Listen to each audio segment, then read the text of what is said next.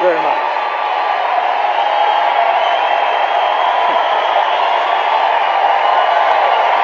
Thank you. Thank you very much. Thank you.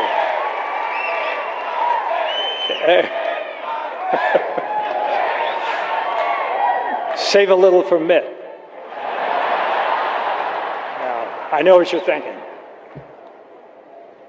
You're thinking, what's a movie tradesman doing out here? You know, they're all left-wingers out there, left of Lenin. At least that's what people think, but that's not really the case. There's a lot of conservative people, a lot of moderate people, Republicans, Democrats in Hollywood. It's just that conservative people, by the nature of the word itself, play a little more close to the vest, and they don't go around hot dogging it. So,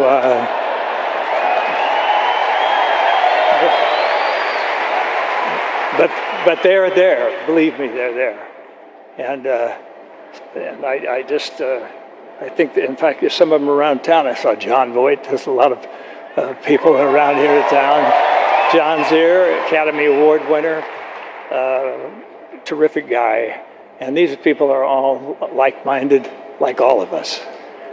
So I've got Mr. Obama sitting here, and he's. I just was going to ask him a couple questions, but you know, about I remember 3.5 years ago when Mr. Obama won the election. And though I wasn't a big supporter, I was watching that night when he was having that thing, and they were talking about hope and change, and they were talking about yes, we can, and it was dark, and it was outdoors, and it was nice, and people were lighting candles, and they were saying, you know, and I just thought, this is great. I mean, everybody's crying. Oprah was crying, and I was even crying. And then finally, I haven't cried that hard since I found out that there's 23 million unemployed people in this country.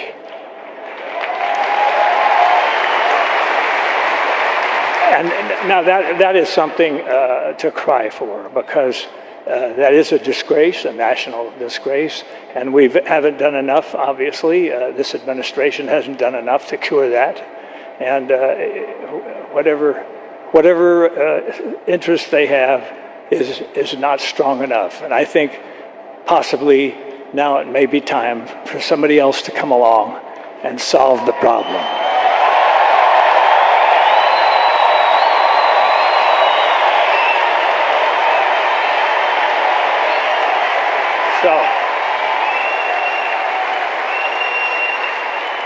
So, Mr. President, how do you handle promises that you made when you were running for election, and how do you handle it? I mean, what do you say to people? Do you just you know? I know people were wondering. You don't have it, okay? Well, I know even some of the people in your own party were very disappointed when you didn't close Gitmo. And I thought, well, I think closing Gitmo, why close that? We've spent so much money on it. But I thought maybe it's an excuse. What do you mean, shut up? Okay. I thought it was just because somebody had a stupid idea of trying terrorists in downtown New York City. Maybe that was it.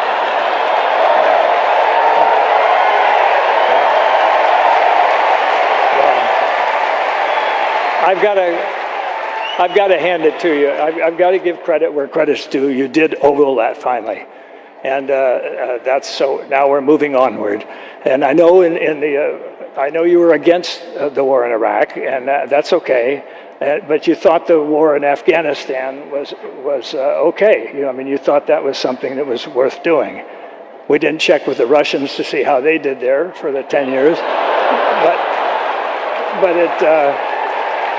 We did it, and it was, you know, it's something to be thought about, and I think that when we get to maybe I think you mentioned something about having a target date for bringing everybody home, and you give that target date, and I think Mr. Romney asked the only sensible question, and he says, "Why are you giving the date out now? Why don't you just bring them home tomorrow morning?" And I thought, yeah, I'm not going to shut up. It's my turn. So anyway, we're going to have to have a little chat about that. And then I just wondered all these promises, and then I wondered about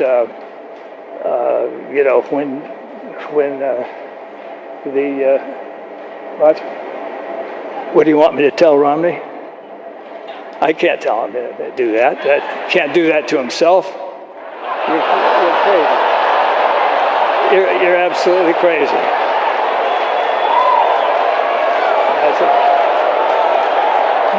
You're getting as bad as Biden.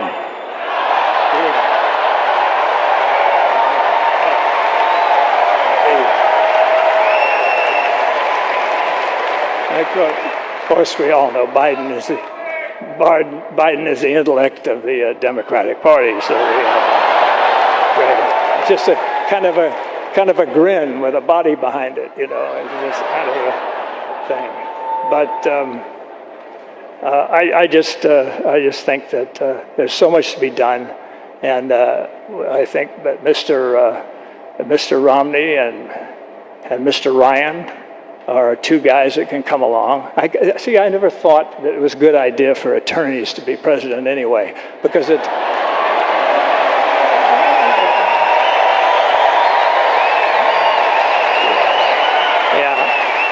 I think attorneys are so busy, they're always taught to argue everything and always weigh everything and weigh both sides, and they're always, devil's advocating this and bifurcating this and bifurcating that, all that stuff. But I think it's maybe time, what do you think, for maybe a businessman? How about that?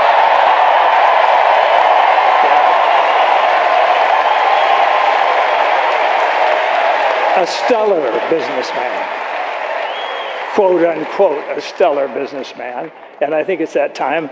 And I think if you just kind of stepped aside and Mr. Romney can kind of take over, you could still use the plane. Though maybe a smaller one, not that big gas guzzler that you're driving around when you're going around to colleges and talking about student loans and stuff like that. I think you're an ecological man. Why would you want to drive that truck around? Okay. Well, anyway. All right. I'm sorry. I can't do that to myself either. So, anyway. I'll see. But I'd just like to say something, ladies and gentlemen. Something that I think is very important is that we own this country.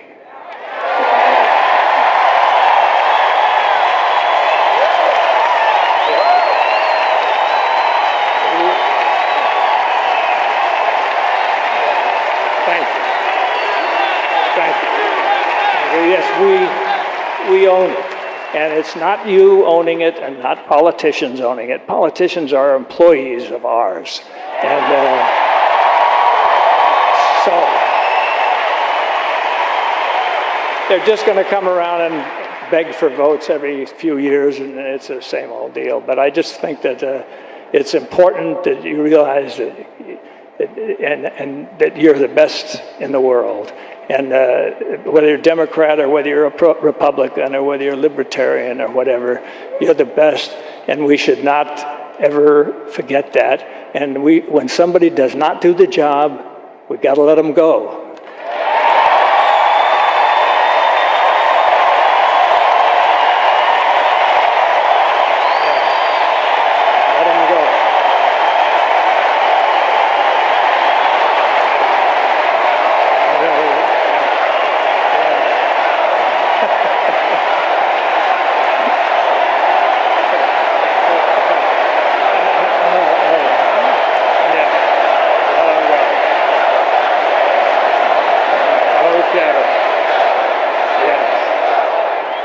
Okay, just remember that.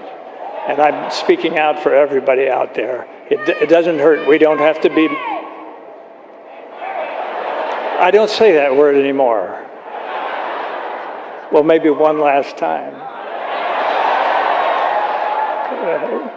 We don't have to be, what I'm saying is we don't have to be mental masochists and vote for somebody that we don't even really want in office. Just because they seem to be nice guys, or maybe not so nice guys if you look at some of the recent ads going out there, I don't know.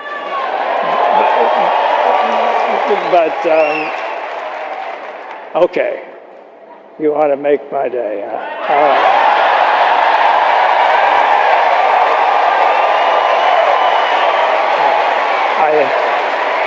All right, I'll start it, you finish it. Go ahead. All right, thank you. Thank you very much.